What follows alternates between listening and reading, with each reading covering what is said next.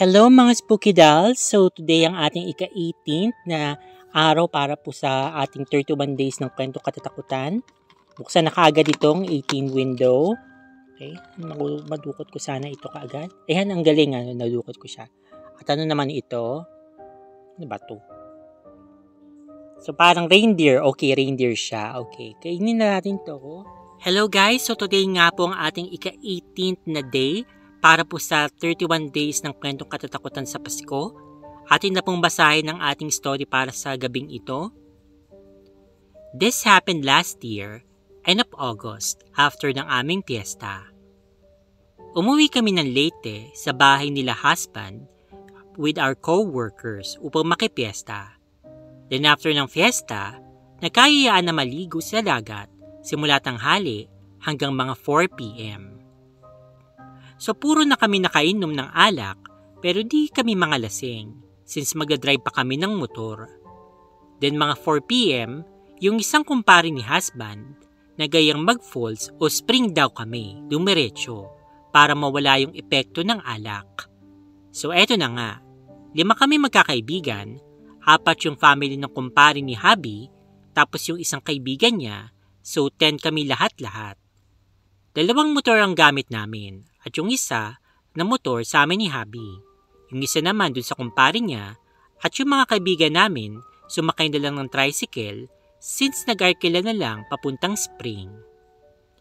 So ayun nga, bumiyahe na kami. Little did I know na hindi naman pala pamilyar si hubby dun sa lugar na yon since pabundok siya. Nahiwalay tuloy kami sa mga kasamahan namin. Habang nasa biyahe, na-enjoy ko naman yung scenery kasi nga paakyat ng bundok at sobrang ganda talaga ng view. Dumating kami sa pinakatuktok ng bundok na walang masyadong bahay. Doon na napansin ni hubby na parang naliligaw na talaga kami or something kasi yung pagbaba ng bundok ay yung mismong town na ibang lungsod. So ayun, nag-utom kami and that was already 5 p.m. at padilim na. Sa kalagitnaan ng aming biyahe, biglang umambon. So binagalan ni hubby ang motor at nagsimula na siyang dumilim. Ito na ang unang creepy na nangyari. Nasiraan nga kami ng motor out of nowhere na walang kabahay-bahay. Kasi wala ka talagang makikita na puro kahoy na. Yung parang wrong turn ba? Kung mabivisualize ninyo. So sinubukan ni hubby na i-start yung motor. Yung switch niya at yung kickstart, kaso ayaw talaga. Nagtry siya paakyat tapos pababa yung pag-kickstart, kaso wala pa rin. Almost mga 45 minutes ng ganun. Ayaw pa rin mag-start hanggang sa napagod na lang siya. Nagtry kami na maghingi ng tulong through phone, kaso wala talagang kasignal-signal. Walang sasakyan o motor na dumadaan doon kasi padilim na talaga. So nag-decide si hubby na itulak na lang yung motor paakyat, baka may bahay na doon. So gladly, may bahay nga, mga 2 kilometers na lakad lang, kaso wala pa rin vulcanizing shop or anyone na pwedeng makatulong sa amin. So ang ginawa ni hubby, since pababa naman yung kalsada, tulak-tulak na lang yung motor kasi tumatakbo naman kahit hindi nakastart kasi nga pababa na. So while pababa na kami, bigla nag-start yung motor. Abay syempre tuwang-tuwa naman kami kasi nga nag-start. Then habang pababa na kami, hinahanap na pala kami ng aming mga kasamahan kasi nga 1 oras na kaming nawawala. So mga ilang kilometers pagkababa namin ng bundok, may nakita kaming tao at napagtanungan namin kung saan yung spring na yon. Naturo nga na dun sa isang kwarto na dadaanan namin kanina na hindi namin napansin. Doon namin nakita yung kumpare ni husband na aligaga sa kakahanap sa amin, pati yung asawa nito. So si kumpare, sinamahan si husband para tingnan yung motor namin na nasira at ako naman ay sumakay doon sa motor na papuntang spring. Habang papunta kami doon sa spring, nagdisgrasya kami kasi nga madulas yung daan at may nakasulubong kasi kaming sasakyan na hindi man lang huminto. Alam niyo yung feeling na ayaw kayong papuntahin sa mismong spring kasi ang daming aberya? Parang ganun. Pero nakarating pa rin naman kami dun sa resort kasi yung mismong resort ay nasa gitna pala ng gubat. Like dadaan ka pa talaga ng river kasi nasa kabilang tawid yung resort na yun. And yun lang yung maliwanag sa lugar na yun. So pagdating namin sa mismong resort, kami lang pala yung tao doon.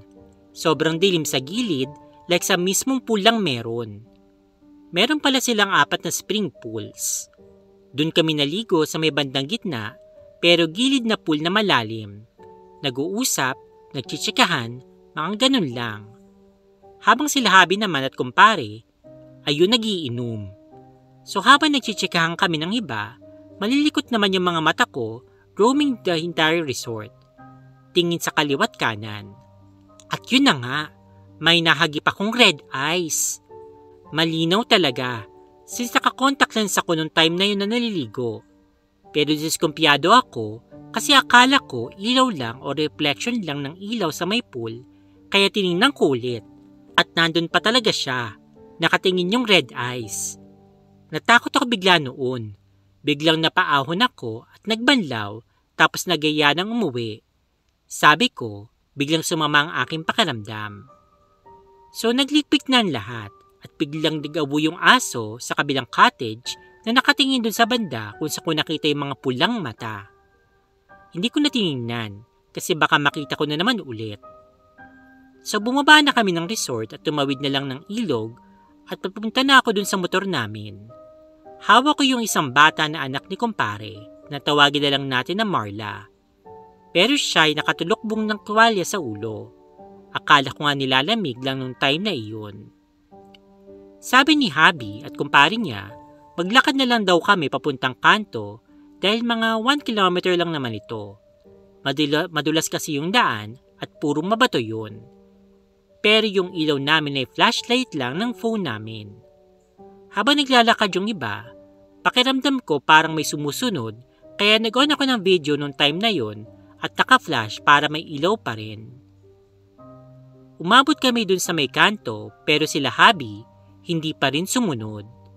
Pero take note, yung kanto na yon walang kailaw-ilaw except sa mga stars at yung phone namin. Habang iniintay namin sila Habi, dumating na yung mga coworkers namin at natuwa pa nga sa sky kasi nga sobrang daming stars at sobrang ganda talagang tingnan. Sa tuwa nila, parang nag-ingay sila sa paligid. So sinaway sila ng isang kaibigan ni Habi na tawagin na lang natin na Ryan. Tawag silang mag-ingay. Habang kami naman ni Marla, magkahawak pa rin ng kamay at nakayuko lang. While nakapatay lahat ng ilaw, ako si Marla naman biglang umangat yung ulo at tumingin sa paligid na dapat di ko na ginawa kasi 3 silang nakita ko. Yung isa, nasa likod ng coworker namin na nag-iingay, isang white entity. Yung isa naman, nandun sa may mga puno. Ito yung kulay pulang mata na nakita ko. Isa naman, nasa may ilog na pababa ng malaking punong silhouette. Yung nakita kong bababa na para bang pinapaalis na kami. Take note, tumatayo talaga yung mga balahibo ko habang tinatype ko ito. Nag-flashback lahat. Pero nanahimik lang ako. Hindi ako makapagkwento. Sa takot ko, nagamanami na lang ako at nagdasal ng Apostles' Creed. And that was the longest 10 minutes of my life before dumating sila Habi sa may kanto. Pagdating nila, napagdesisyonan na ni kumpare na maghatid ng mga coworkers namin ng patatlo-tatlo sa main road at may iwan yung motor ni Habi para magsilbing ilaw namin. So dumating na kaming lahat dun sa main road and dun napahapyaw na nagkwento yung nanay ni Marla na may nakita nga daw yung bata. So sabi ko ako rin meron, pero saka na tayo mag-usap pagdating dun sa bahay nila kumpare. Pagdating namin sa bahay, dun na lumabas yung lahat. Nagsabi ako sa kanila na nagsabi sa akin si Marla kung anong nakita niya. And which is same nung nakikita ko, pero yung pangalawa at pangatlo lang ang nakita niya. And yung pangatlo ay papalapit sa amin daw. Kaya bigla siyang yumuko at nangatog dahil doon. Fast forward na tayo. Nakauwi na rin kami sa bahay namin kasama yung ibang mga co-workers, while si Ryan naman nakauwi naman sin sa kanila. Pero 10 minutes pa lang kaming nakakarating sa bahay, chat si Ryan kay Habi na may sumunod daw sa amin. Pero hindi makapasok sa bahay since yung mother-in-law ko daw ay powerful yung prayers niya at yung mismong bahay ay parang may shield ni Mommy. So nangyari, sumunod pala kay Ryan yung mismong entity na yon. Kaya sumama yung pakiramdam ni Ryan kasi ang lakas-lakas ng aura ng entity na yon. Parang gusto kaming pabalikin daw dun sa spring na yon, which is ayaw ko na kasi nga nakakadala ang takot. Until now, tuwing naalala ko yung nangyaring yun, nababalot pa rin ako ng takot kasi every time naalala ko yun, bigla akong binabangungot. Pasensya na kahit medyo mahaba, pero yun yung nangyari na hindi ko talaga makakalimutan magpasa hanggang ngayon. Okay, so para sa akin, kapag may mga ganyan na parang mga signals na para bang for some reason hindi kayo matuloy-tuloy o para may nangyayaring aberya, maybe it's a sign really na dapat wag na kayo magpatuloy dun sa pagpunta. Tamang-tama pala itong background ko, hot springs, diba? Ayun. So, ayun, para sa akin, yun, mag-ingat kayo talaga pag sa pagpunta ng mga ganyang mga lugar, lalo na yung mga tipong liblib talaga na lugar na nasa gitna ng mga gubat, yung mga ilog, ganyan. Kasi nga, naniniwala ako na may mga entities talaga, may mga engkanto, mga maligno, espiritu na naninirahan sa mga ganyan. So, lalo-lalo na kayo, wag kayong mag-iingay masyado, wag kayong, alam nyo, respetuhin nyo yung lugar. Yung mga hindi nyo dapat ginagawa sa classroom, ganun din yung gawin ninyo. Okay, kasi usually, nag-a-apply naman yan. Yung wag kayong mag-ingay, wag kayong magkalat, wag kayong mag-vandal, wag kayong gumawa ng mga bagay na hindi nyo dapat ginagawa sa pampublikong lugar, ganyan. So, ayun. At saka magdasal. Lalong-lalo na magdasal talaga kayo. Kasi nga, as long as may paniniwala ka kay God, nananalig ka na walang mangyayaring masama sa'yo, so usually naman talaga, hindi ka talaga pababayaan ni God. Okay, ayun po guys. I hope na nag-enjoy kayo sa ating pong ika-18th na story para po sa 31 days ng kwentong katatakutan sa Pasko. So, kita-kits po tayo ulit tomorrow, which is our 19th day para po dito sa ating Vlogmas. Take care po. God bless. Stay fabulous and spooky. Spooky dolls. Bye!